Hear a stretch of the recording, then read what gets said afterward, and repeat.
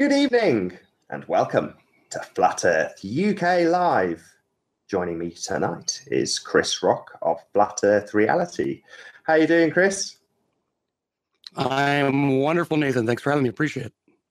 Hello, everyone. It's better. Having a good day, as they say? Oh, wonderful so far. It's early for me, but, it's like 1 o'clock. It's just, the day's just starting, so I hope everyone else is having a good day. How are you? Not too bad. Not too bad at all. And to anybody joining us in chat, thank you very much for being here. I'd like to start off Flat Earth UK by asking my guests how they found out the Earth is flat, Chris. So maybe you can kick us off by telling us exactly that. How did you find out Earth is flat? Wow. Well, it all started for me by researching, just having, not liking television any longer and researching whatever came up on YouTube. I think I was into Kennedy, and then I was into a couple other little things. I found Apollo. And when I laughed that off the first time I heard about it. The moon mission, of course, we went to the moon.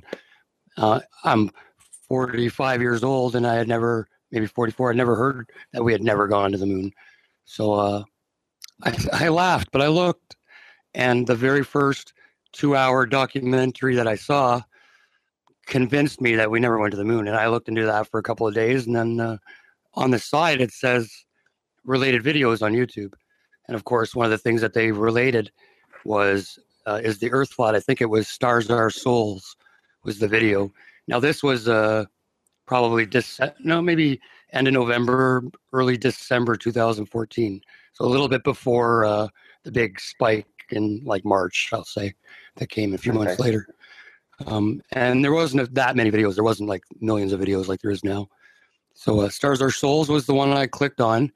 And I watched it 5 minutes, and I laughed, and I turned it off. And so it wasn't actually a realization, but that was the first introduction to it. That was the introduction, yeah. And I laughed, and my friend was with me, and he laughed. And we didn't even go down that road. We had already went down the craziest road together of Apollo, and we couldn't believe what we found. We weren't ready for the flat Earth. About a week later, I found it again. And it was another Stars Are Souls video, and I watched it. And this time I was like, okay, I'll watch it this time. Like, I'll watch it. I'm not going to watch 5 minutes of it. I'm going to watch it. And he made a couple of good points, and enough to make me look for another video. And then I found Math Powerland on Eric Dubé's channel, which now is a big controversy, obviously. But anyway, so I watched that, and I was like, wow, that's interesting. And then I found Eric Dubé, of course, and then I was pretty well hooked. And now it's been a year and a half of me, well, a year and 4 months of me trying to, wrap my head around all the aspects of it. It didn't take me much longer after I really looked into it, though, to say, yeah, there's something going on, because it sparked a memory. And the memory was me going to a beach at, I live on the coast of Lake Ontario, which is one of the largest lakes in the world. And we have a massive, beautiful sunrise position where I live, but one of the things is you can also see the CN Tower from where I live. So that's a major monument. I knew the size of it from Google, and I went. The memory it sparked of me was going to the beach and looking across the beach and seeing New York in the distance, which I learned was 35, 36 miles away. And after the flat Earth came in, and I learned what the curvature of the Earth was, I was like, wait a minute, how could I see 36 miles away? A coast that's a couple 100 feet high. How can I see that? And then it sparked a bunch of, how can I say it?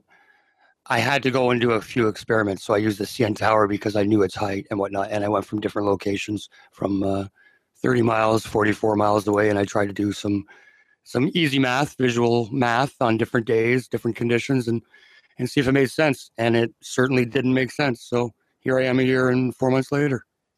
When you say it didn't make sense, it's hard to fit between globe thinking and flat Earth thinking, but it's always nice to give a bit of clarity. So when you say it didn't make sense if we live on a spinning ball. Well, it didn't make sense if we live on a curved Earth the size that it did. Of course, at this point in my journey, it was right at the beginning. I hadn't learned about the spin or not spin like aspect of anything yet. It was just, is there curvature or not? And There seemed to be, obviously, the bottom of distant skylines wouldn't be there. There would be some obscurity, but it wasn't near the amount that should have been if we lived on a sphere the size we live on.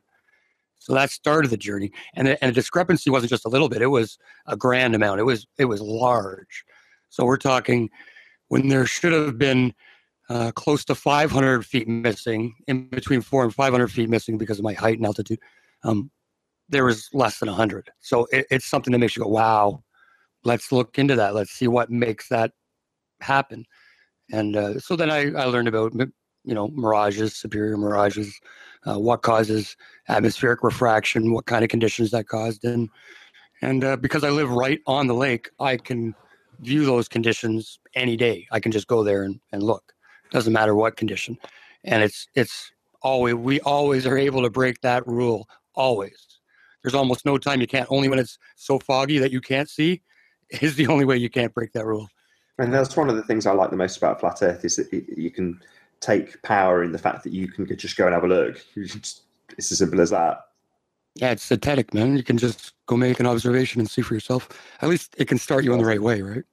Yeah, exactly. So, I mean, before Flat Earth, were you at all conspiratorial? Were you into aliens? I think we chatted before about a little bit. Oh, yeah. I was a big space head growing up, like most of us. Loved all that stuff. Grew up with Star Trek, the Jetsons, Star Wars, everything. Babylon 5. I even watched Red Dwarf, for goodness sakes. You know what I mean? So. Oh, you're a Red Dwarf fan? I didn't know that. Oh, I was for years, yes. Yeah, I watched probably all of them. So. Superb. Oh, yeah. Cat's cool. But so yeah, I like them all. Reasonably open-minded, but you were. I mean, I was a bit of a NASA fanboy, and you all the terms meant, and I'd watch launches and stuff because I was into it and subscribed to NASA, or what's it called? Yep. Science at NASA, not the NASA channel or Math Powerland. But yeah, so I was into it, and you were the same, where you were into sci-fi and space in general. Oh, absolutely. Yeah, that was one of the things my mother and I had in common. We both liked Star Trek. We grew up with it. She liked it, so I got into it. But I always liked that stuff. That was the most interesting things in the world, were things you can't explain and things that make you think. And I definitely believe in UFOs because there's lots of things that I personally cannot identify that fly around. That's a truth of the matter. They may not be aliens from another world, or they may be aliens from another pond, or they may not be aliens at all. They may be just our technology. There are things that fly around for sure, but I'm not a believer in aliens from other planets anymore, specifically because of the flat Earth. Was there any sense of loss? I mean, for me, certainly, when I had the revelation that space was misrepresented, there was a sense of loss. Did you get the same? Each day that I made the journey into flat Earth, like I said, once I got in, like after a week of kind of contemplating, I was like, yeah, there's no curvature. I can't, you can't deny that. And you keep going. Then you have to start weighing that truth against your own reality, what you picture as reality, which at that time was spinning Earth, globs of globes and heliocentric universes, and as many planets as possible and life out there. So I absolutely had to weigh that, especially since I was really into the UFO disclosure movement. So I was up to date, and I was following Dr. Stephen Greer and all his work, and going into the citizen hearings and trying to actually get disclosure to happen. So I was really into that. Now that I think back on it, I think it was a scam. I think the whole thing was a ploy. Was a gatekeeper. Was so another off-world programming. Because you said obviously we may have aliens. They may be in another puddle or pond or whatever. But I think most of the current sci-fi and even the science definitely is just off-world programming to convince us that we're globular and that there are stars that are a million times bigger than our own sun and planets. I agree. And so forth. So it's just propaganda. Yeah, but you also had exactly. You had a bit of a, I don't want to call it a spat, but a few fallings out here and there over religion. And maybe you could talk us through how you maybe left a bit of religion and then came back to it a little bit. Does that make sense? Sure. Well, again, when I became a born again. I grew up Catholic. I grew up in the Roman Catholic Church. However, as most kids, I found it pretty boring, and I didn't pay much attention to the church. However, I got my moral values from my parents and from the church. Sure, that's morally, I thought I was a pretty good guy, I guess. I wasn't a bad guy. But I certainly didn't understand the depths of spirituality. Now, I've come to realize I've been what you call a born again Christian for about just over 10 years now, maybe 11 years. And there's a big difference from being a Bible believer to being a God believer than going to church and believing what a man says about that, a dogma about that. Because man can mess things up so bad it isn't funny. So I always say when I talk about religion to other people, don't believe me, don't believe your preacher. Look the things up for yourself and make your own decision. So it's very important to me that happens. So that's what I found happening, was that everybody was teaching their own version of what was going on, and they didn't really gel, like, biblically. So I didn't have much faith in that.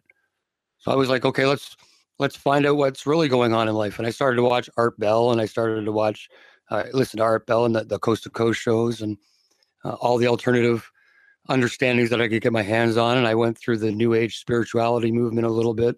I actually found Santos Bonacci that way, which he's a wealth of knowledge, but and through him I found the free man movement, which was absolutely blew my mind. I couldn't believe that even existed, and I had no idea about it. Fiat currency, the banking system, the your all caps name, the scarecrow. I had no idea about that, and that blew my mind. And that was like, there's something so grand afoot here, and we don't know about it. We are literally slaves to the system, and we don't know it. And nobody in general knows it. Only the people that are truth seekers know it. And well, tell us. didn't know. There may very well be people who watch this who have no idea about New World Order or any of that kind of stuff. Maybe explain it. Talk us through it. Well, like I said, I found Santos Bonacci who was in a little bit of trouble with the law over parking tickets and some other things, but he didn't drive with a license. I think that's what it really boiled down to, is he just didn't care, right? Which is, he kind of walked the walk. He walked the talk, in other words. He did it, and got in a lot of trouble for it. So he had to go to court and defend himself. And his battle opened me up to and his speeches obviously opened me up to the fact that there's this really weird banking system going on that most people don't understand. Of course, truth seekers do, because we look into these kind of things. But how the money, like the U.S. currency or the Canadian currency, for example, isn't backed by a tangible gold or silver like they say it used to be with Fort Knox and whatnot. There's nothing to back the money up. It can crash at any time. That's just one aspect of it. The other aspect would be that that the people that are in charge of you and I, we are basically become commodities when we're born. Our parents sign us away to the government with birth certificates and registration forms. Anything you register with the government becomes their property, not your property. You're just the title user of it, but you're not necessarily the owner of it. So you don't own your car, you don't own your house, you don't own your children, you don't own anything if you've registered it. And because you're registering it with a company. So what they've done is they've created a false entity in your name with, which is represented as a full capitalized version of your name. So anything you get with a full capitalized version is actually not a live being. It's the paper version of that live being. And they've actually got a stock market. They put you on the stock market. They make profit off of your futures, what they think you're worth. And it's just a vicious cycle of forgery that you and I know nothing about. And, unless you look into it. And accounts of every person would have millions of dollars in their account, depending on what, maybe they were if they were in a court case, there'd be some money that was allotted for that court case. It would be made under their name. And it's basically a giant accounting system that's been worked out in all federal systems. And the money that's generated anywhere, the money that we know about is a drop in the bucket compared to what's out there. That's basically what I want to say. And the scarecrow, if anybody doesn't know about it, just type that into YouTube and you'll start finding some great resources, great videos about it. I mean, I've always felt with money that money's just there to distract us and keep us busy. Would you agree with that? Well, we've kind of come to the agreement that it's debt. So we're basically sharing debt right now with each other, which is really weird. Um, we don't need money. I think the people that have looked into like the Batu movement and things like that will understand that you can do community living. You can do things that like, hey, I'll help you build a house. You help me build mine, and then you got 10 guys helping you build a house, and you get that house built pretty quick. There's all kinds of little ways we could do that. We don't need big government. I'm not a I'm not proposing that we get rid of all government, that we're completely anarchist, because that's not feasible in this day and age right now. But um, maybe a lessening would be a better thing, right? So Well, it's hard to know. We're at a very early stage of awakening, if you want to yeah, phrase it in that way. yeah. So to know what the future holds is really difficult for anybody. There's plenty of people out there, some of them good people, some of them complete trolls, Oh, sure. that want to take responsibility or ownership of the situation. And in some ways, I think that it sits in two categories. You've got flat Earth, which is the social element, if you want to call this the social elements, then fine. Or the proof videos and the websites, all of those things, and the trolls and the personalities, that all sits in flat Earth. But then you've got the fact that the Earth is flat, which is something that's demonstrable, it's measurable, it's testable. We can just go out, like you say, with the tower, with the Sears Tower, you can just go and look. And that's what the difference is between Mm-hmm. a horrible conspiracy like 9/11, where there's potentially lots of graves being trampled, or the Holocaust, whereas flat Earth is fairly benign in that respect. Would you agree? I would agree. It doesn't scare as many people off. I think that's why it became as popular as it did so quickly.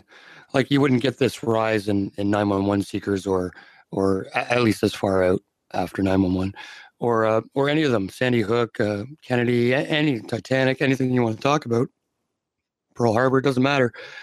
This rise in the flat Earth, like from 1,000 videos to 6 million videos in just a year, is is unheard of. It's just crazy.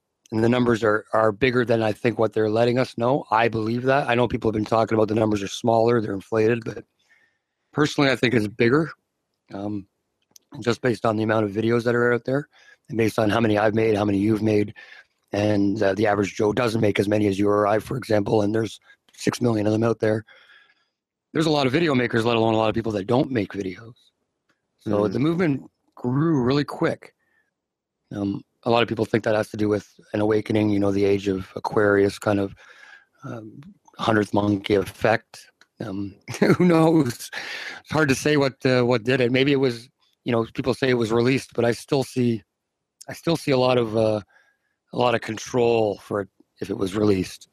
So I Yeah, I don't mean, think it that's was. definitely true, but I think it always boils down to what you said earlier, which is you have a flash of something that happened in your life that was unexplainable on a globe, then that's normally a bit of a trigger. I mean, for me, there's constant flashes of things that you go, yeah, that made no sense, that made no sense, that made no sense. And then you find out flat Earth, and they all go from the back of your mind right to the front.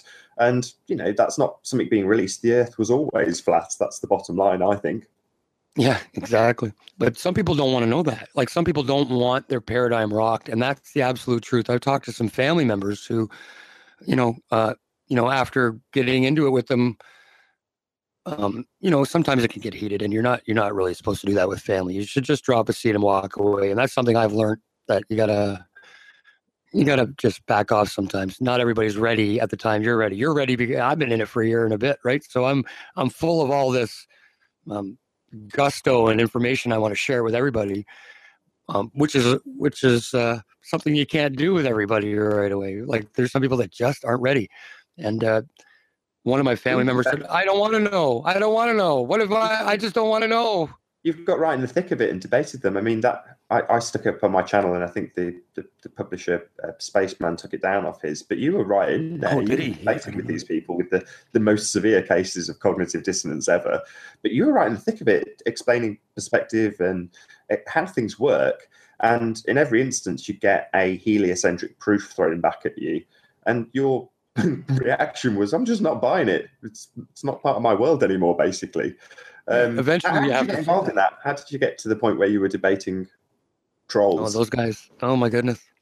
Well, like I'm addicted to flat Earth.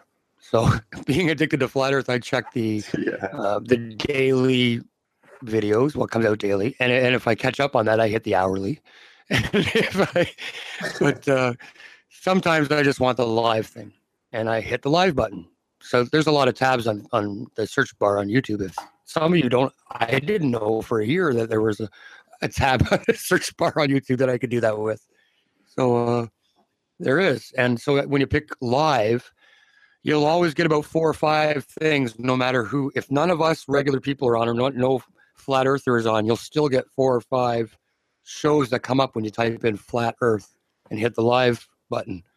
And that's a couple of NASA shows, an Islamic religious show, and a troll show. There's always a troll show going on. Now, because I'm an addict and there was nothing on, I clicked it one day because there was like 10 or 15 people watching. And these guys were on a panel talking crap and saying that there was no answer. And there was one flat earther on the panel, but he wasn't, he didn't have an answer to these guys. And I was just thinking in my head, well, I've got an answer to everything you've said so far. You haven't said anything so far that would make me go, oh, wait, you're right. Nothing, not one thing. So I jumped. They threw the link out there, and I said, okay, and I jumped in. And it wasn't too long after that you jumped in, that same show. And that was the very first show that I jumped in. Now, Antonio and I happened to jump in at the exact same moment or within a minute of each other. So I don't know if there was an exchange going on in the talk before then, because I hadn't been there that long. I've been listening for 5 or 10 minutes.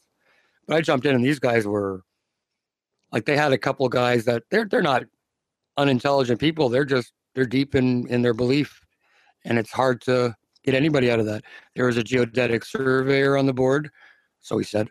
There was the spaceman guy who is an old style computer coder, and his world is all space. That's what he does now. So there's a couple guys, and Negator X, I think we've seen him around a couple of times. He was there. A few other people. So they're not unintelligent people by any means. They're really trapped in their reality, and they can't seem to break it. So I was just there trying to stick up for flat Earth a little bit, and I realized fairly soon that, they're not gonna even listen, let alone contemplate. So, I mean, one of the things you were talking to them about was the perspective, which they just couldn't accept. The examples they would give, well, when I'm driving along, I should see this. So they wouldn't accept that what you see is kind of what you get, and things don't change just because we say the Earth is flat. But you would explain these things and give them detailed explanations of why you don't see the bottoms of things. Maybe you could give us, or give the audience, a bit of an explanation of mirages and perspective. Well, because I have a unique perspective, I guess. I have a unique view of Toronto.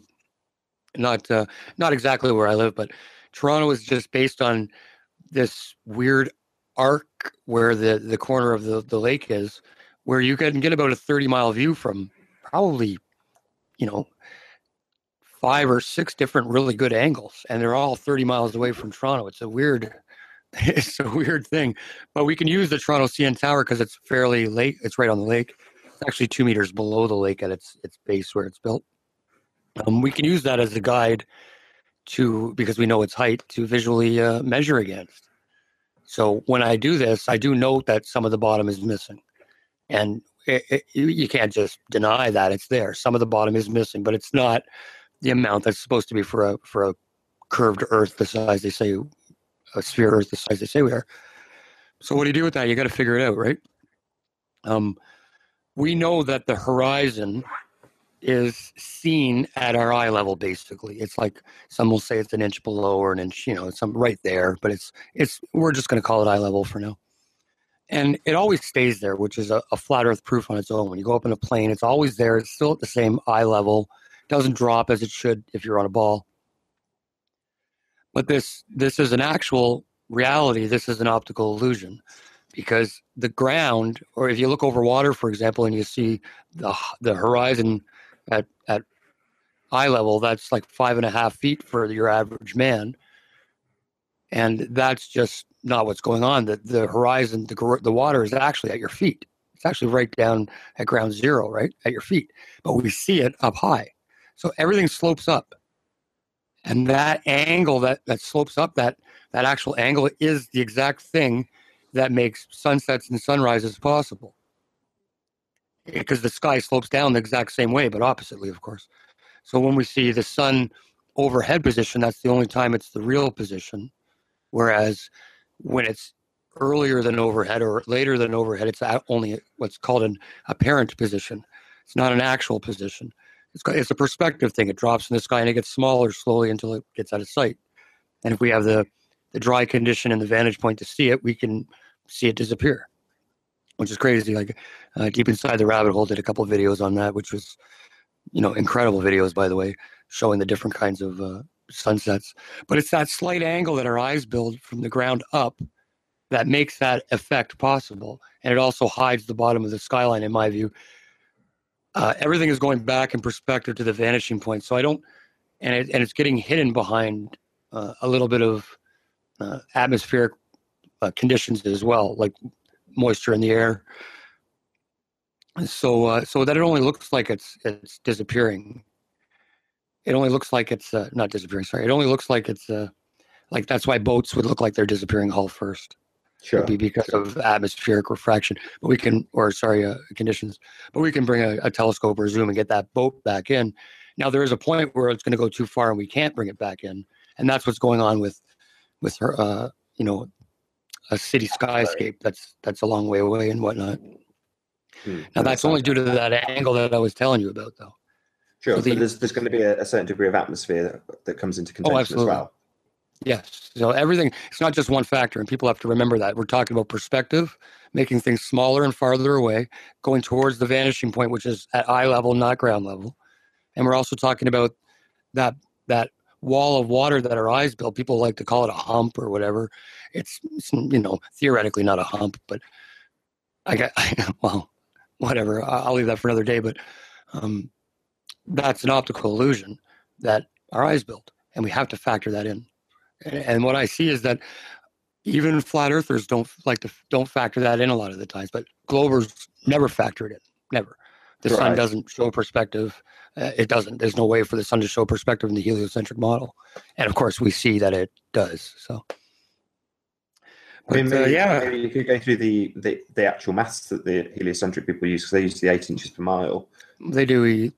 Or 8 inches per mile squared, depending on weight. Right.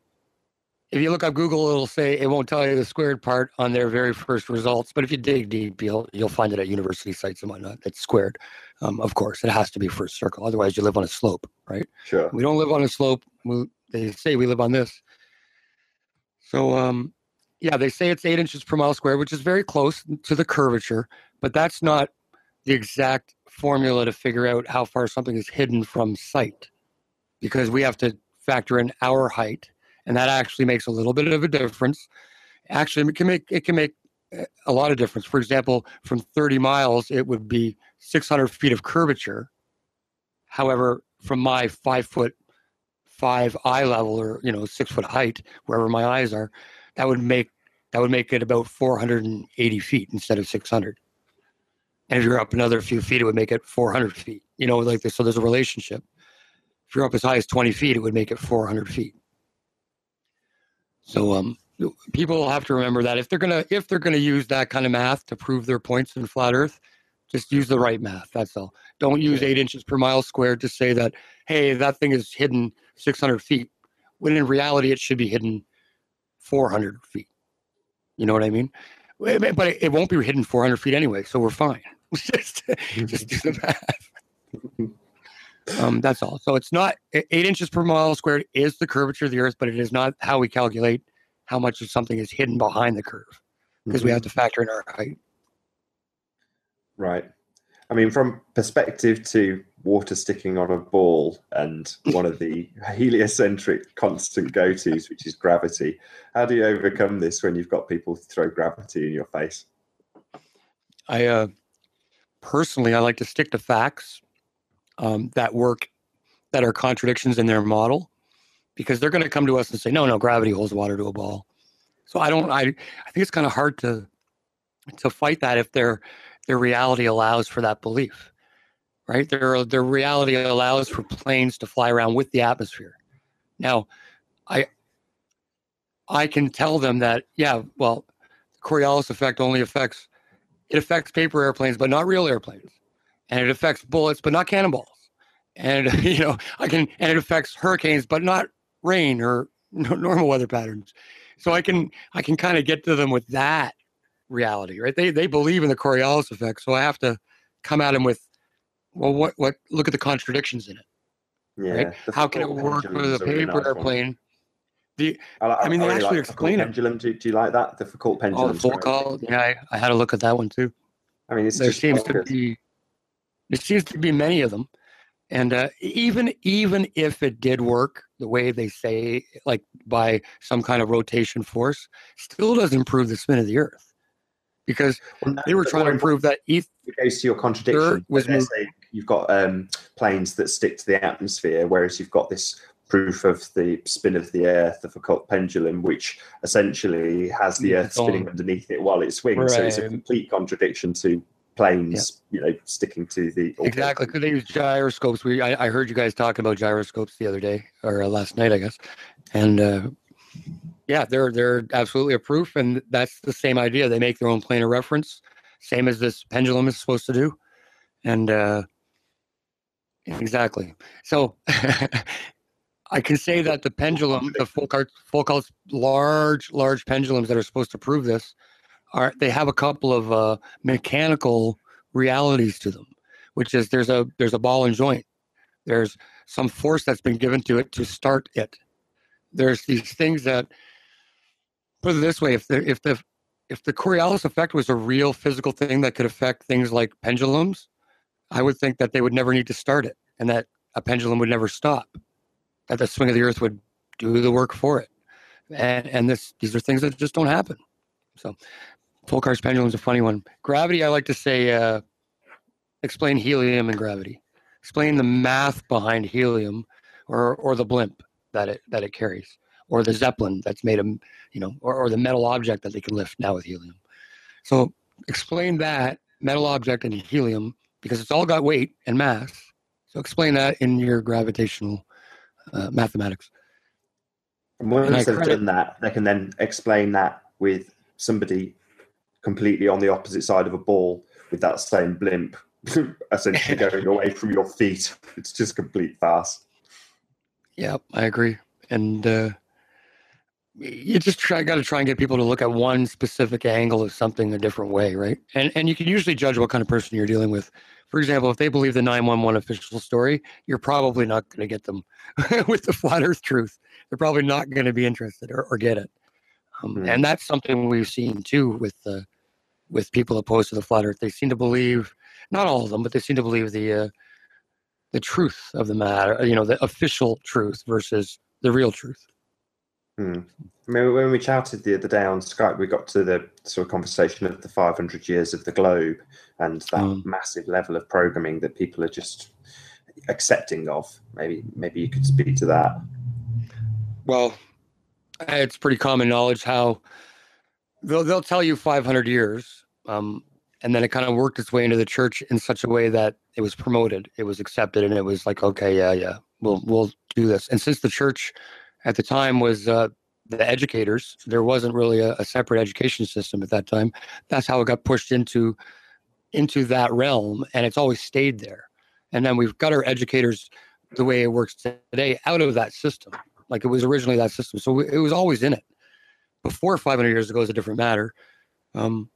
However, that globe roundness, sun-centered system was long in effect. It might have not been, the masses didn't know about it, but there were certainly people that knew about it back 2,000 years ago, for example. And I can even find what I believe are traces of it in the Bible. So since I was a Bible scholar for 6 or 7 years, I looked in pretty deep. And now, with the light of the flat Earth on me, it seems that one of the major things that in the Bible is called the mystery of iniquity, and it's like a little message that one of the writers, Paul, gives us in 2 Thessalonians, and it looks to me like the heliocentric model, the ball, is that mystery of iniquity. So the bad thing that keeps people away from God has been afoot for a very, very long time. And now it's full circle. It's here, like you can't get rid of it. And you and I grew up with it, with mobiles and with wallpaper and bed sheets. And then we get to school and it's a globe on our front desk and everybody's got that Mercator map on their back. I got one similar on my wall just to remind me of the size of Greenland up there. It's, it's bigger than Africa. So it's kind of funny when it's like 14 times smaller or something. So we're indoctrinated from day one. And you and I, being the age we are, or people our age, or slightly older, slightly less, we're indoctrinated literally from cartoons to television programs to big blockbuster movies to stars doing little things on the side and in the public eye. Everything is indoctrinating us into the system. Some of it the people do willingly and knowingly, and some of it are completely brainwashed by the system. Yeah, my niece is 4. She's not even been to school yet to see the globe on the desk, and she was arguing the toss with me about it being a globe. So, like you say, before they even reach school, the cartoons, the media, whatever's on the television screen, and things in day-to-day life, the billboards that we walk past, the bus shelters with adverts on them, a lot of it's got globe programming in it, so we're stuck with it. One of the things you mentioned this earlier about your pastor saying, "Don't trust me, look it up yourself," and that's a really apt way of putting it. Obviously, it conjures images of looking it up in books, but literally looking it up is kind of appropriate for flat Earth. Wouldn't you agree? I would, but I didn't know so much at the time. But you're right. Look up. I use it in a couple of my songs because I write music. That just go outside and look. Just look up. Look at the water. Look at the sky. Check it out. People don't like to. Sorry, go ahead. I was going to say from the statistic to the failures of the globe. I was hoping you could talk a little bit about some of the heliocentric fails that we can address. I love doing as opposed to look at. I love doing that. Yeah, I have a website. I'll just plug it real quick right now. There's nothing for sale on it. So that was my tfer.info. That's the Flat Earth Reality. My initials in that. So tfer.info, and on it I've got a proofs page. And when you click on the proofs link, it'll bring you to my quick set of 36 heliocentric proofs against like their fails. I got 36 heliocentric fails, and I like to, when I talk to people, I like to kind of quote from them because it's just a list of stuff I've been gathering, and a lot of people use the same proofs. Can you remember any, or do you want to read a couple off? I'd love to just hear them spoken by you, basically, is what I'm angling for. Sure. The Bedford level, for example. So one of the first things that Flat Earther learns about is Dr. Robotham and how he performed a bunch of experiments at the Bedford level, which is he performed more than one experiment there, by the way, and it was many other people did after him. It was a 6-mile stretch along the old Bedford River, I think it's called, and it's a canal, the old Bedford level in Norfolk, England. Is it and they use Cambridge? I think it's Norfolk. I could be wrong. Okay. About 100 years ago, probably during the century, is where it was really popular. And there was an attempt for him to disprove the supposed rotundity of the Earth that had moved its way in. Obviously, by this time, it had 300 or 400 years to propagate, and he wasn't buying it. And either were a lot of people. As a matter of fact, it was still a really big debate until World War II. So, and then of course we know what happened shortly after World War II. Everything changed, and then the space program came in. So I like to say the Bedford level when talking about it that I quote kind of 2 examples. One was him getting in the water chest high with a telescope, and his buddy being in a boat and rowing the boat the length of the 6 miles, and him being in the telescope still being able to see his buddy at the end of the 6 miles. He had a flag on his boat, but he could still see everything. Should have been buried whatever amount of feet, and he wasn't. The second, or another one of his was he got a bunch of flags equal distance above the water, and put them the whole length of the 6 mile stretch. And at the top of each flag was a small ring hole. And he put his telescope at one end of the 6 mile stretch and looked through the ring hole and looked through all the ring holes until the other end, which is impossible on a sphere. And so that's, I like to say that about the Bedford level. And it basically proved that, at least at that canal, the Earth wasn't curving, and that was 6 miles. So there's plenty of height plenty of distance to know if it was curving or not. That was Dr. Robotham. I think Matrix Decode is in the chat at the moment. Actually, he's done a similar thing. But you can, like we said at the beginning, you can go out and do this yourself. You can just go to the beach, focus on a buoy or a boat, and you shouldn't be able to see it if you're on a globe. Simple as that. Exactly.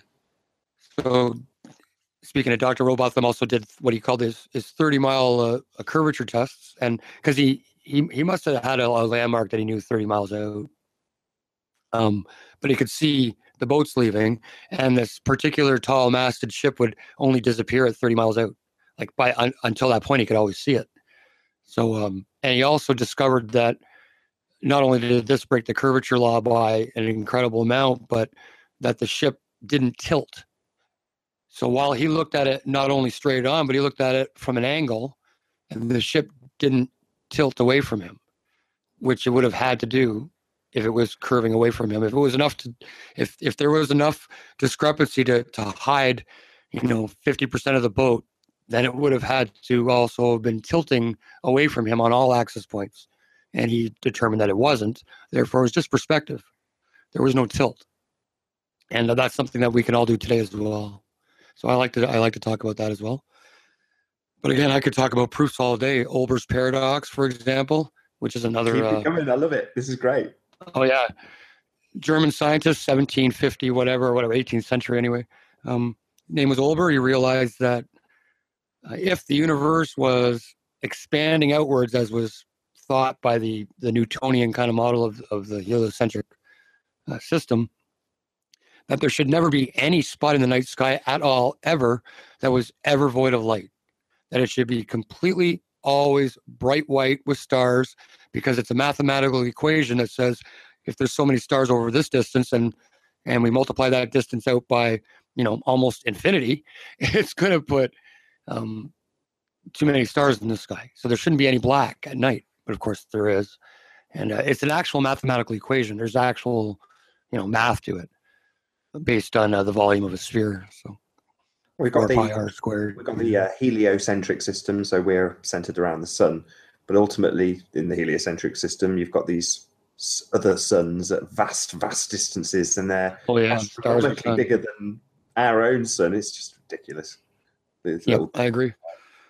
Especially in light of the P900 footage that we've been seeing lately. And you can also get the same kind of images, by the way, that's the Nikon P900 for anybody that's interested. Look that up. That cracked me up, actually. Patricia Steer just did a little, a tongue-in-cheek Patricia CIA exposed. And on the last shot, she had her with the P900 looking at a really flat horizon and something like the strap line. She doesn't do her own experiments. But like you say, the P900 is one of those technological advances that's given us the ability to do all of this sort of stuff, like the Bedford level experiment. Yep. And you could also get the same results from but this one's really good. It's like 380 something digital. It's like crazy. But you can also get the same kind of results with a 70 millimeter telescope. So if you don't have to have one of these new fancy ones. If you can just, even an old 70 millimeter, but that'll work. Which is crazy. So these effects that are coming up are not looking like stars.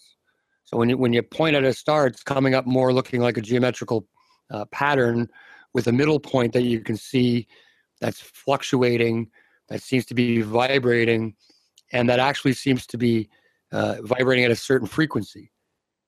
So when people are talking about distances and colors being, red shift and all this distances and crazy amounts of distances, of course they tell us trillions of miles and stuff. Slap another zero on, it's another. I don't think that's true. I think it's more like it has to do with the vibration rate of that star. And I don't think they're, of course, I don't even think they're as high as what flat earthers think they are. I think they're close. Oh man, I agree. Sometimes at night when it's particularly clear, they look like you could pluck the thing out of the air. It's amazing. They look like they're just there. Yeah, I'm one of the guys that think that the sun and moon and stars are, if they're 100 miles or 200 miles, I wouldn't be surprised. Oh, really? That close? Yeah, or less. I don't know. I think our limitation, we see limitations of about, if we're to believe what we're to believe, and if we extrapolate what we're to extrapolate, probably some people would say 60 miles, whereas other people would say 20 to 30 miles, 25 miles. Some people say 73 miles where that rocket bounced off the GoPro, or the Go Fast rocket, which was interesting too. Which brings me to another small point while it's on the top of my head. A lot of people will talk about how it seemed to hit like a soft kind of barrier where it didn't just explode. It might have hit something softer and then didn't penetrate it, though. And we think of there might be water above now not only because of the star shimmering effect that I just talked about a little bit, but a lot of different reasons. It could literally be a water or water-like substance above us, and as what we think of space. So if you've got Crow with the lunar wave. Right. It's a wave. Yeah, you never know. But they've just discovered underwater lakes. So there's actually heavier water that's full of a different, like a mineral, that makes it heavier than the other water. So you got a scuba gear and you're down in the lake or in your submarine, and there's another lake at the bottom of you that your submarine can't penetrate, but it's still water. And you can even see waves rippling on it. You can see underwater waves rippling on it. Crazy stuff, underwater lakes. So it's some kind of water, but it's heavier, and they can't penetrate it. So I'm thinking maybe what's on the bottom is also on the. I was just thinking what's on the bottom might be on the top. Yeah, I was going to say, they tell us a lot as well. Like they tie the spacing in terms of the people who've been down to, say, the Mariana Trench. They say there's more people that have been on the moon. Not. But they obviously tell us, they disclaim that underwater is very seldom explored, or very little of it has been actually mapped, if you want to phrase it that way. Yeah, absolutely. And, we can only go, down 8 miles or so. Excuse me. It seems to be an impenetrable area at about that distance. So, sure. We don't really know what we're dealing with, top or bottom.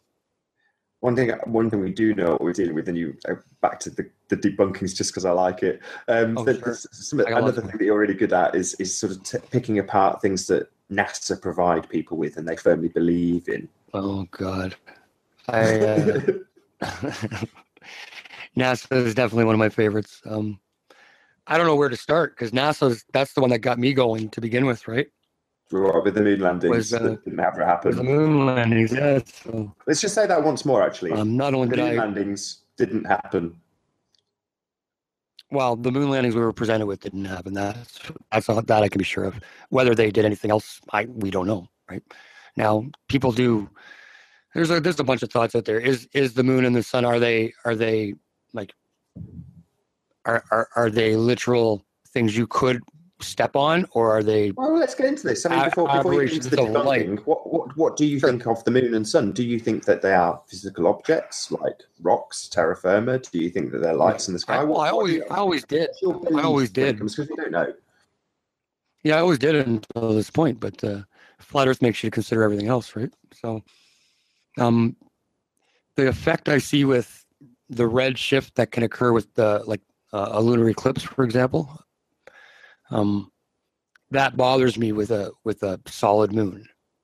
That I see transparency there. I don't know if anybody else sees what I see, but if you were to put an object behind a translucent moon, like a semi-see-through moon, like a sheet of paper or whatever, a giant sheet of paper, whatever behind the moon, if it was semi-see-through, it would do the same thing.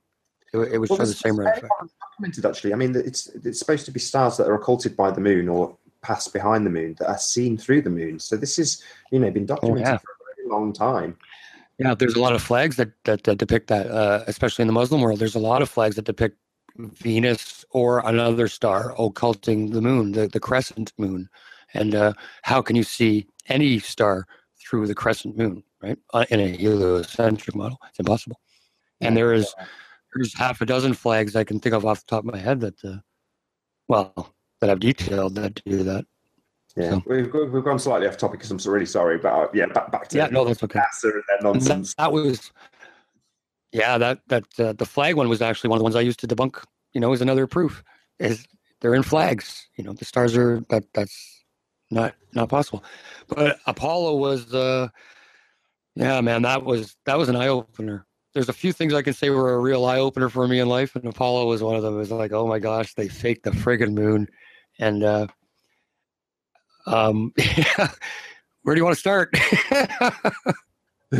Well, I mean, I chuckle whenever I think of NASA because it kind of makes me think, how did our parents get fooled by this? And I asked that question in one of my videos, and somebody gave me a really concise answer, somebody who was in their late 60s, 70s, and said when it was presented to us, it went by really quickly on a 17-inch poor quality screen or on the radio for a lot of people, amazingly. Yeah. And you didn't have time to process it, whereas today we have YouTube, we have freeze frame, we have slow motion, we have massive screens, and you can really pick this stuff apart. So it's not surprising that we do. I mean, you talked about flags. We've got flags on the moon that they show us. I don't know where you want to begin, but you take the lead, mate. I usually begin by saying, you know that famous blue marble shot that we've all been sold, that's in every book, that I use it on all my videos.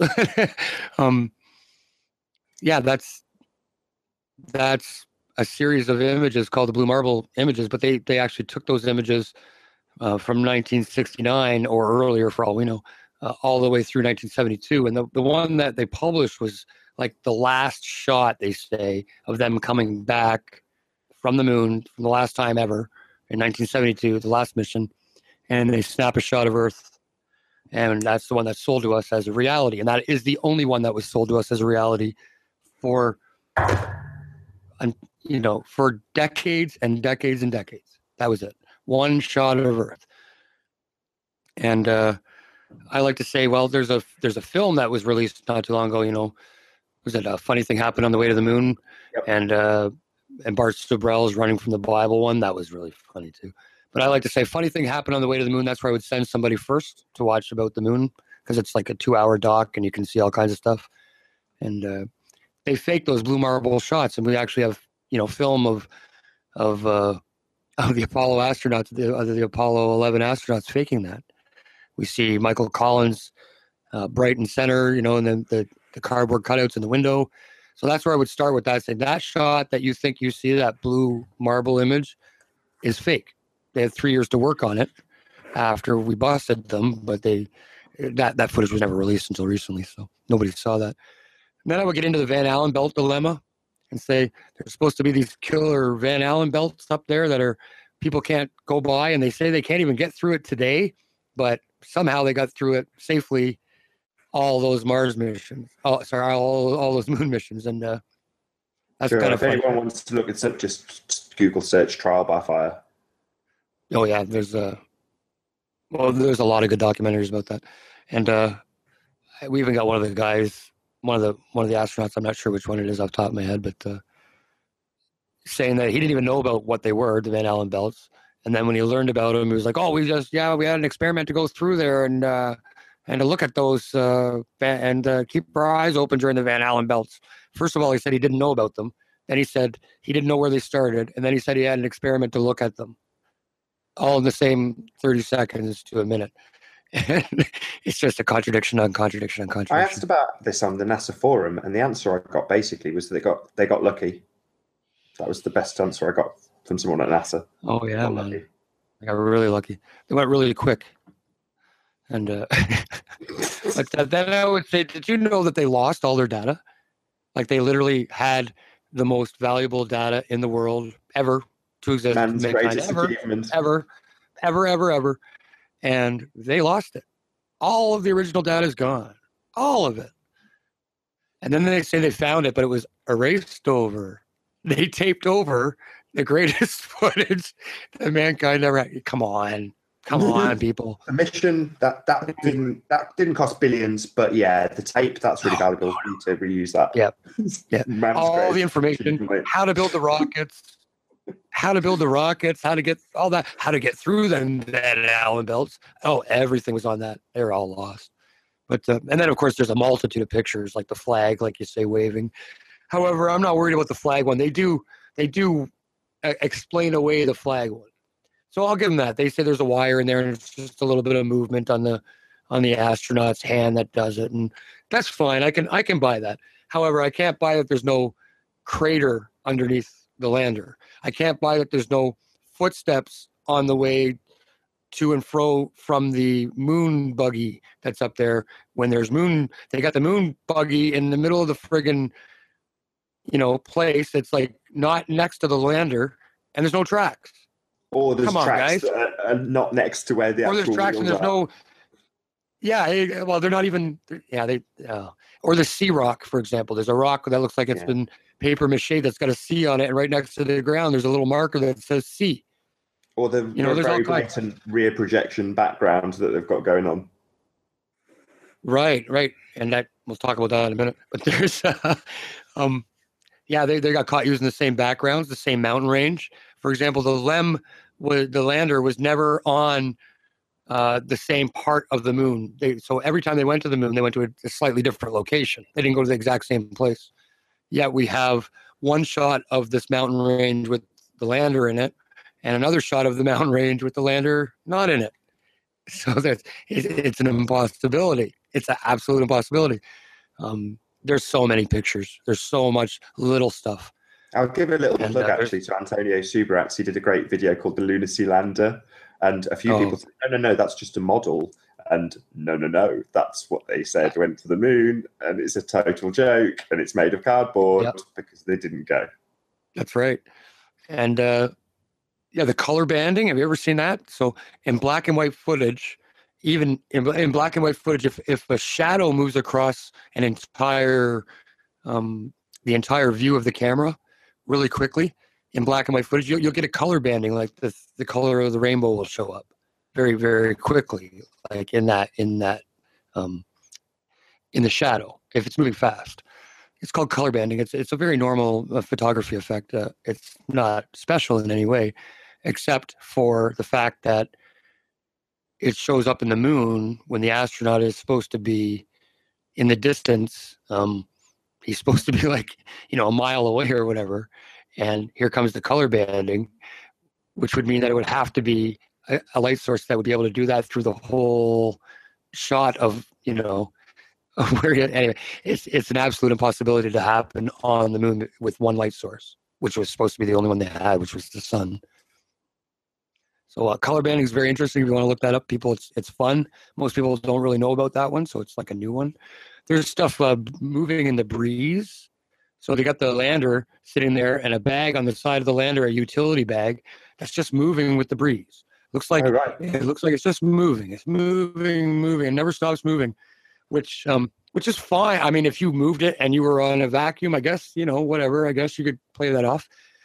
However, in the next shot, they got something that's fallen from the set or something that strikes a string that's being a rope that's hanging, and you see the object strike the rope, and the rope moves like it swings back and forth, and then it just stops. So anyway, they're not on the moon. There's a bunch of that, and the running the Bart Sibrel one where they were running from the Bible is a very interesting one to me too. Bart Sibrel himself is quite interesting because when we started this interview, that you first came to Flat Earth and started looking at the moon landing being fake and a bit of a hoax, to put it modestly. But then you said you didn't come to Flat Earth, and Bart Sibrel similar in that respect. I mean, you plugged his footage to say, look, this is all nonsense, and here's footage to prove it, because he received unedited footage of them literally taking pictures of Earth from space. Right. He's definitely not a Flat Earther. He's like you back when you first came to Flat Earth or first encountered Flat Earth, which is awesome. Yeah, I didn't spend, like I said, I probably kind of pondered it for a week or so before I went, okay, it's time to look into Flat Earth more. But the moon stuff hit me like a ton of bricks. It's just because you dive into something. When you dive into it, you can weigh it, and then you can rationally think about it. I hadn't done that to flat Earth yet, and some people never do that to flat Earth. Some people just ridicule it and move on. They never really dive into it, thinking. And I am 100% convinced that this is, like a spiritual attack on humanity. That's my angle that I come from. So. Which part? Sorry, I don't follow you. Oh, well, I think there's so much corruption going on in the world that it doesn't even need to be organized. That there does need to be a rhyme or reason for it, at least. If they're spraying chemtrails over my head, that means they're spraying it over their own heads, the bad guys. And that might not make sense to anybody unless you think that there's something else afoot. It's not just about control over, resources or whatever. There's something else at foot here, something greater. Right. We don't know what the deception is, and we don't know what we don't know. Well, everybody's got their opinions, I guess, and that's really what brought me to flat Earth, because I'm a Christian, and I prayed and said, I told you that I left the Christianity. I didn't really leave Christianity, but I kind of explored other things 10, 15 years ago or whatever. And I ended up coming back to Christianity and then being a born again Christian until now. But I mean, about 2 years ago, I started to say, look, I want to know what the big truth is, because I know it's not the Roman Catholic Church. I know organized religion's corrupt. But I have this in-depth belief in it, and I understand that I'm biased in that respect. I completely understand that. However, I'm still trying to weigh everything against that.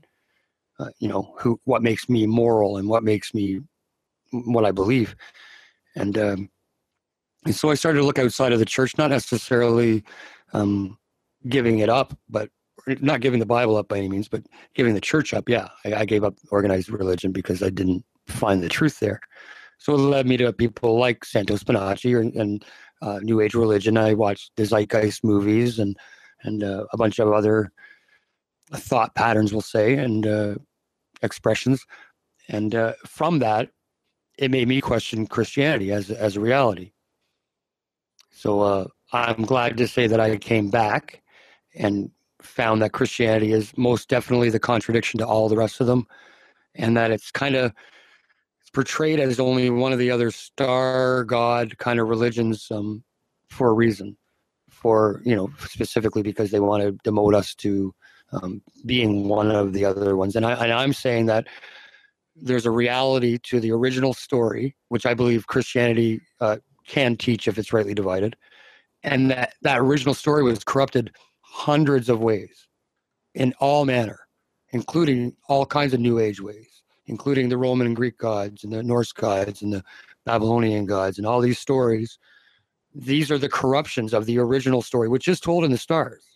So there's no denying that there's a connection to astrology or astronomy, whatever you want to call it, I guess, depending on your view. But there is a connection, and to run away from that connection is silly, right? So we had disagreements about this. Again, we talked about this before we did the show maybe a week ago, and maybe you don't want to talk to this, but you were talking specifically about Robin Poe and the rigid nature of Catholicism. Oh, I love Robin's work. Don't get me wrong. I'm sorry. I do. I love. I watch your Bible study. I love it. Yep, me too. She doesn't. She probably doesn't know I watch, but I do. Yeah, I love a beautiful person. I just don't believe in Catholicism. I've been down that road. I've been down that road. That's all I can say. It's my belief that it's completely corrupt. However, there's great people in it. Don't get me wrong. Great people in it. My grandmother, devout Christian. Like you said, Robin comes across as, the nicest person in the world, and rightly so. So I have nothing against her by any means. I had issue with a Catholicism point. We'll just put it that way. I'll leave it there. She respects me. Yeah, Robin's great. No, Robin's got the biggest heart and the thickest skin as well. I'll tell you that for nothing. Maybe you could talk to something else that was equally fascinating. Again, this isn't very flat Earth, but it was something you were talking about. How can I phrase this without taking all of your words away from me? About Adam and Eve. If I say that, I knew you wanted to talk about. Yeah, I grew up Catholic, but not understanding the Bible really. I never dove in and studied it, but when I started to, I found a certain preacher that had a belief, and his belief, of course, transferred to me because he was my guide at that point, and I stayed with this guy for like 5 or 6 years because he was so good, and it made perfect sense. He knows the languages, he knows all kinds of stuff. But anyway, that's not my point. I don't want to push any man because you can look it up yourself. However, the theory isn't new. However, there's a lot of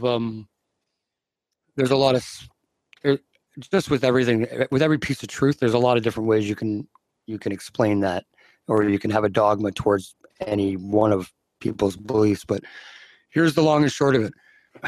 Here it goes.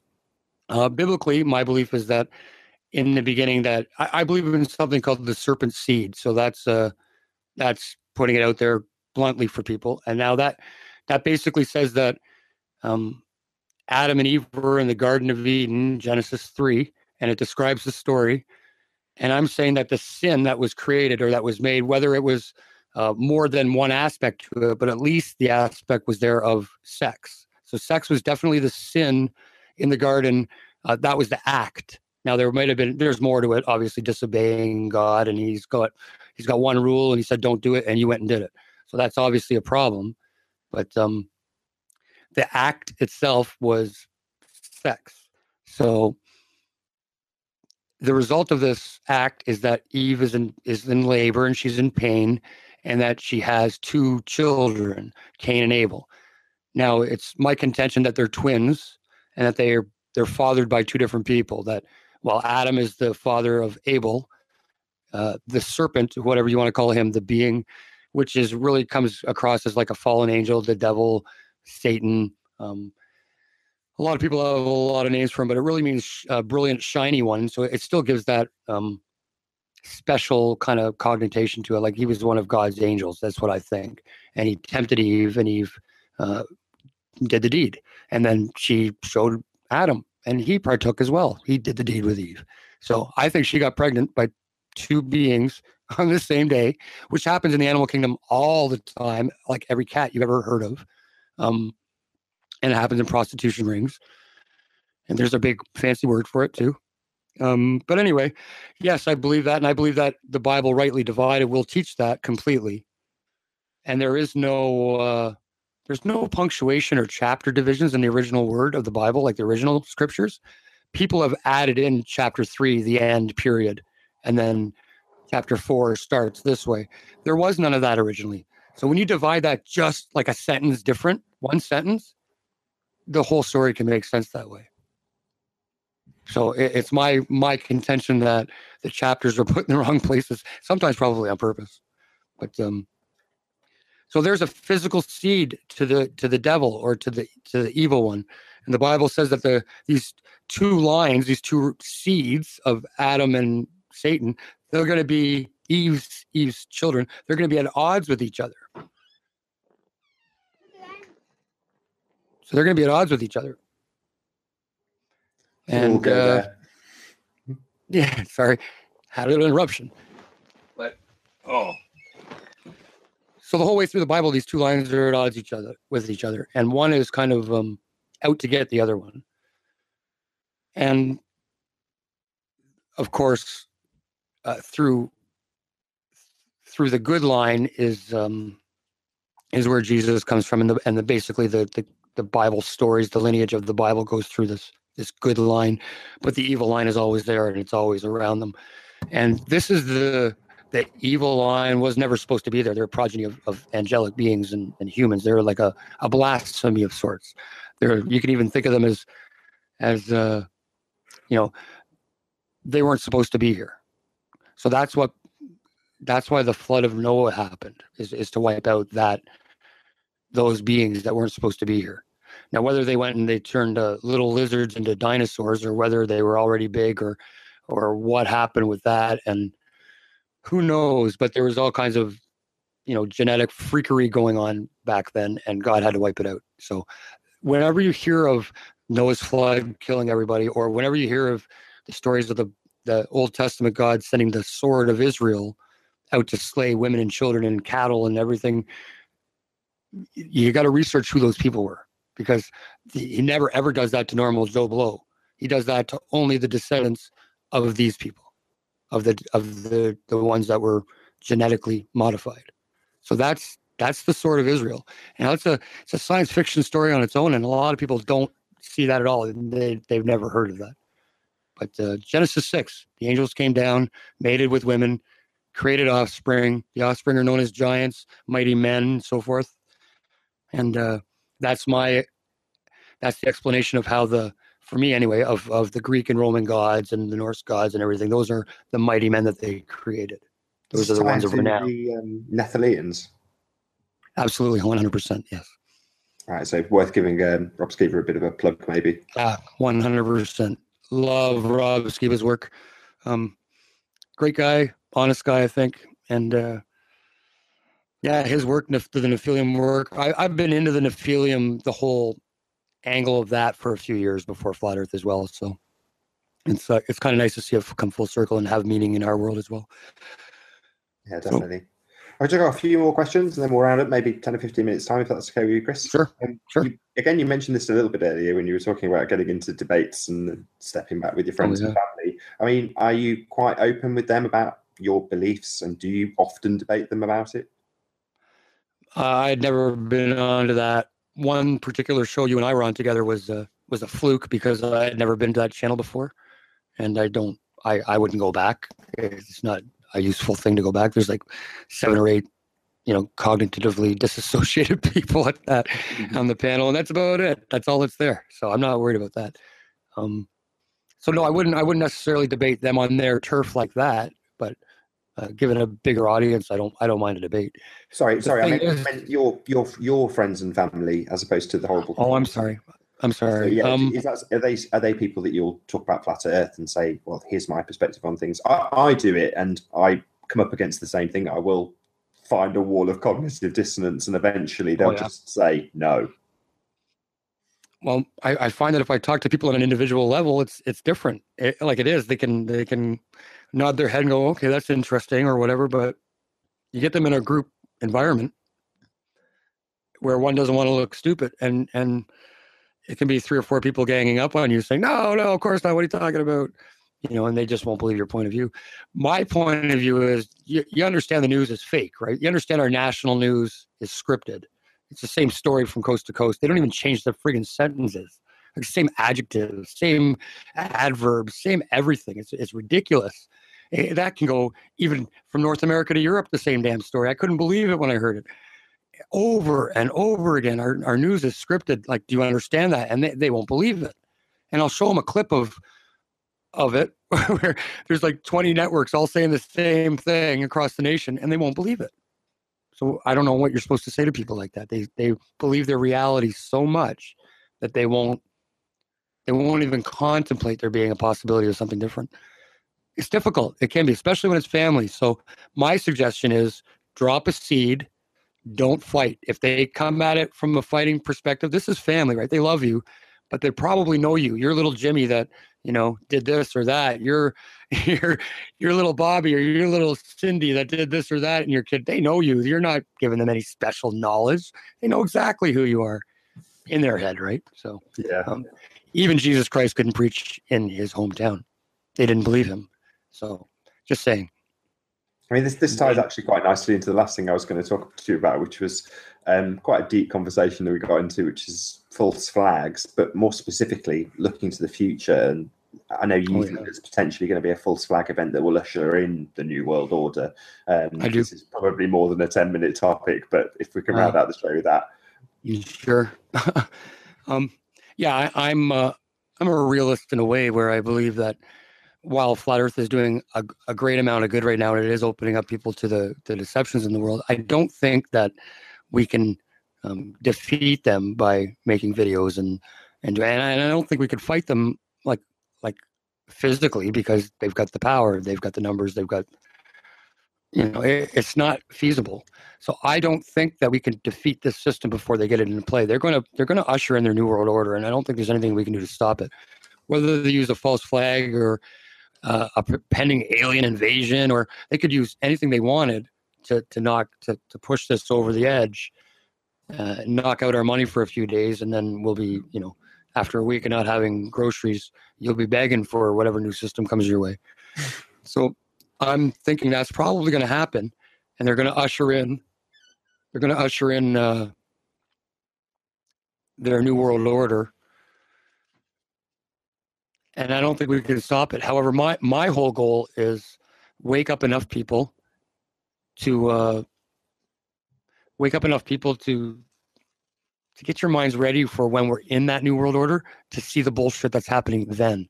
Because it's my view that that's the last stage. And the whole biblical thing will come to fruition. The new world order is like the last stage of that. Oh, you're already there. You talked earlier about us having our capitalized name, the industry name. We're very close. Is that not just the mark of the beast already? I don't think so, because it's close. It's close. I'll tell you that. It's definitely working its way there. It's not a big stretch to say that it'll only take a few years to move from our system to a total dependent on electronic money and one world government. I can see that transition, one world law. I can see that happening not too long at a time. I don't think we're there right now. I think we're very close. I know George Orwell talked about 1984 in his book and stuff, and I can see so much of that today, but I still see that we have freedom to do things like we're doing right now, and we wouldn't have that, I don't think, in the new world order. I don't think we'll have the freedom to talk openly about negatively about the system. I mean, so while we can, sorry, go on. No, I was just saying, while we can, I think we should, and I don't think we're there yet until we can't. But do you think flat Earth is that thing you said about waking people up? And do you think absolutely it's a pretty big paradigm shift to use? But then again, if you're going to hit someone on the head with something, it might as well be a sledgehammer. Yep. Yeah, there's nothing bigger for me that can wake somebody up. I know a lot of people that they weren't even spiritual in the least, that have contemplated, well, my goodness, if it didn't happen because of the Big Bang, or that isn't possible, then what else is there but a creator aspect to it, right? For example, if we're an infinite plane, there's or similar, then that kind of throws the whole randomness aspect out of it, doesn't it? And not that I believe in any of the heliocentric model anymore. I wasn't a big believer in the Big Bang, but I thought to myself, as a Christian, well, why not? Well, God could do that. God could do anything he wanted. He could use a Big Bang. He could use evolution. He could use all that shit.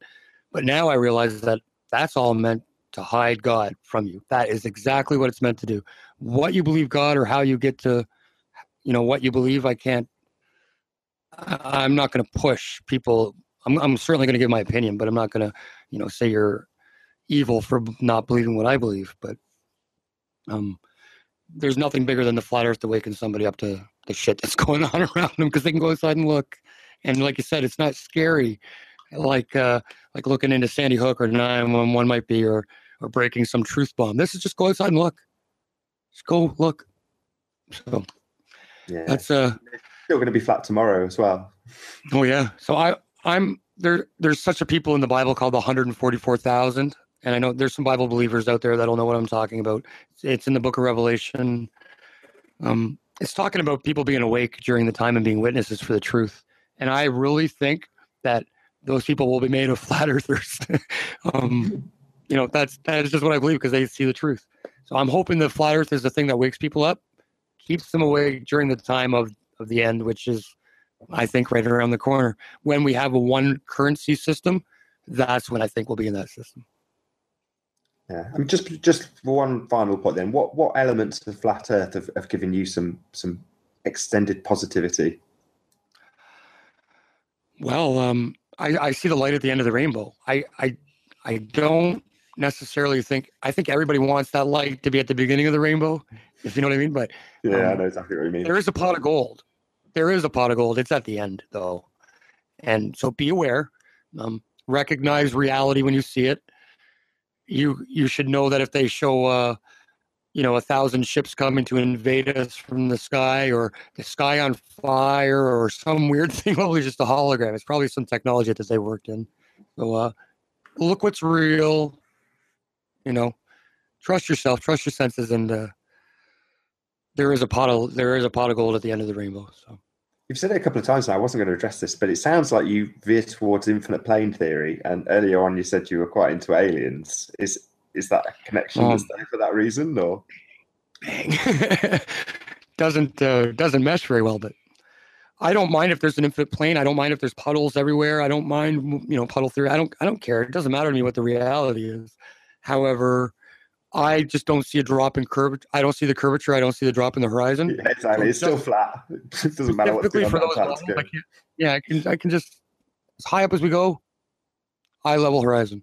That bothers me. That screams bigger than I can tell, or infinite plane. So, yeah. And I also want to leave people with saying that the firmament, the dome that people talk about, think about this just for a moment. If everything has to do with perspective, everything, the sun is only ever seen at actual position when it's dead overhead of you at like solar noon. The rest, it's all apparent position and shows signs of perspective. So would the dome. Like, it would have to be seen in a perspective light, if you know what I mean. And I don't think flat earthers talk about that a lot. They understand the perspective on Earth, but the dome itself would have to be showing signs of perspective, which means it could very well could just be flat and not curved at all. It could just be flat. And we see things, we see things like that we see in cones. Do you know what I mean by that, Nathan? Yeah, it's flat. The Earth's flat. I think the firmament is flat above it. That's my view. I think we just see in that dome aspect because of how we see up, how we see things in the sky. But Sure. I've really enjoyed this chat. I really have. Yeah, it's been brilliant. I appreciate it. Before we do go, can you just give another quick plug to your website and your channel on YouTube? Sure. Thank you. And we'll round out. Yep. My channel on YouTube is called The Flat Earth Reality, all 4 words. And my name is Chris Wrok with a W, silent W at the beginning of Wrok. I know it's weird, but that's okay. It's just a fake name. It's my stage name for my music career that I kind of morphed over to this flat Earth world. However, where can people find your 36 proofs and such? Yeah, you can find me on Facebook. You can look up Chris Wrok, WROK, and you'll see my real name and everything. I'm not hiding it. Just don't promote it. And you can find my website, tfer.info. And as I said, The Flat Earth Reality YouTube channel. And I just put out a bunch of stuff. I'm putting out little 1 minute, 2 minute clips, short attention span clips right now. And I'll be doing a bigger one. Yeah, thank you very much. Thank you very much for having me. I really appreciate it. Chris Wrok, it has been an absolute pleasure having you on Flat Earth UK. It's been a pleasure to be here. If anybody wants to contact me, do so. Thank you so much, Nathan. I appreciate it. It's been a real pleasure. And to everybody who's tuned into the show, there's been a few people in chat chatting away happily as always. It's been great having you here. I've been Nathan Oakley, and I'll see you all in the next video.